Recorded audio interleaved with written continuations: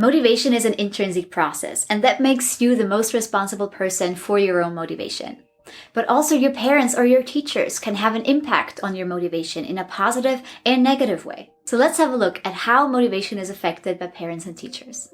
Class and curriculum structure.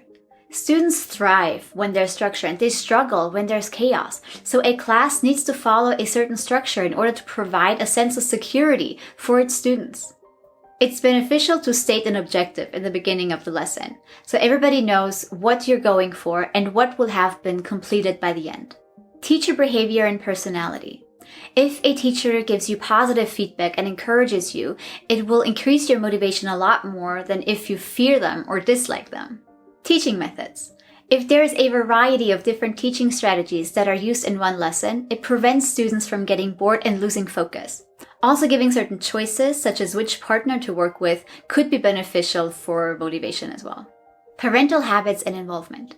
If parents show interest in the learning materials of their child, it will increase their motivation. So inquiring about their day, actively listening, supporting when learning will all have a positive impact on their studying. Parents should not only be interested in the grades and make sure students have good grades, but actually be interested in what they do and what they learn in school. Another habit that has been proven to improve motivation is reading. Reading to and with small children will help them develop literacy faster than talking does. Reading comprehension level can determine later success in school years. Family issues and instability. Same as lack of security in the classroom, a lack of security at home can negatively impact motivation. That includes divorce, loss of a parent, moving from home to home. Anything that affects the family stability will have an impact on motivation and learning in school. Peer relationships. Conflict between teenagers can make them less secure about their social status amongst peers, lower their motivation, and increase their stress level. So it's good to keep an eye on any conflicts that might be happening in order to prevent serious problems. Learning environment. Any norms and regulations usually provide a sense of security and make students feel good and safe. That means too many classes or a learning environment that is too serious can lower the motivation.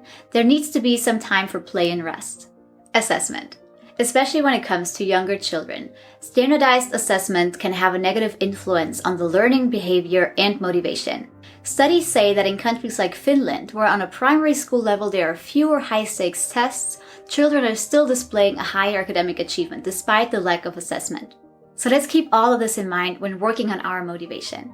Now, what's important for you is to create this positive mindset that you can use to achieve the study success you deserve.